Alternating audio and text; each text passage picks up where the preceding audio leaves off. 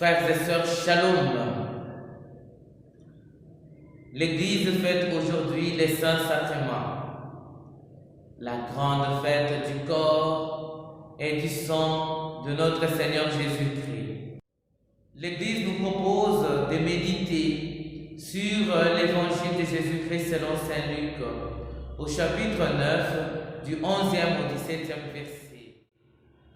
En ces jours-là, Jésus parlait aux foules du règne de Dieu et guérissait ceux qui en avaient besoin. Le jour commençait à baisser, alors les 12 s'approchèrent de lui et lui dirent: renvoie cette foule, qu'ils aillent dans les villages et les campagnes des environs, afin d'y loger et de trouver des vivres.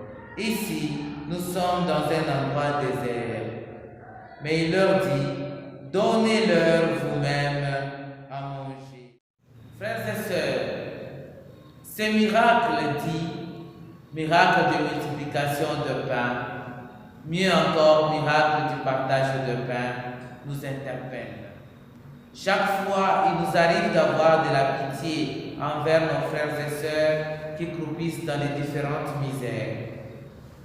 Mais seulement que notre pitié ne va pas au-delà, se limite seulement à la tristesse.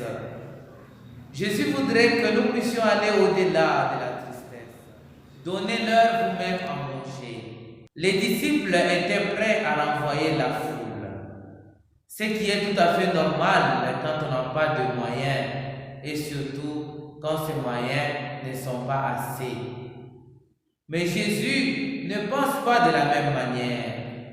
Le problème n'est pas le moyen qui manque. Le problème, c'est l'amour qui manque. On n'est pas si pauvre qu'on n'a rien à donner à son prochain. On n'est pas aussi si riche qu'on peut tout donner à tout le monde. Tous, nous avons toujours quelque chose qui nous manque. Ce qui nous manque, c'est Jésus.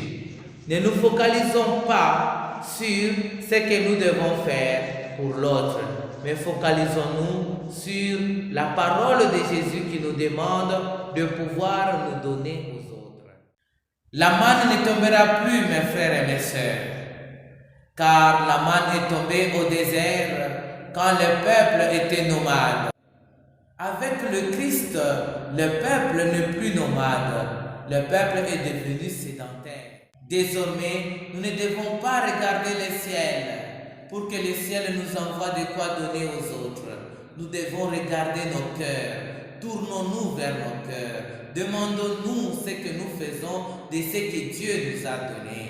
Il peut arriver que nous ayons un sentiment d'aider, mais nous n'avons rien. Mais ne renvoyons pas celui qui est devant nous.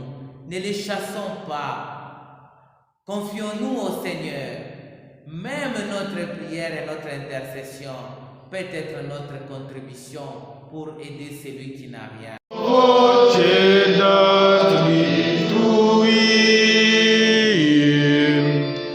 Estet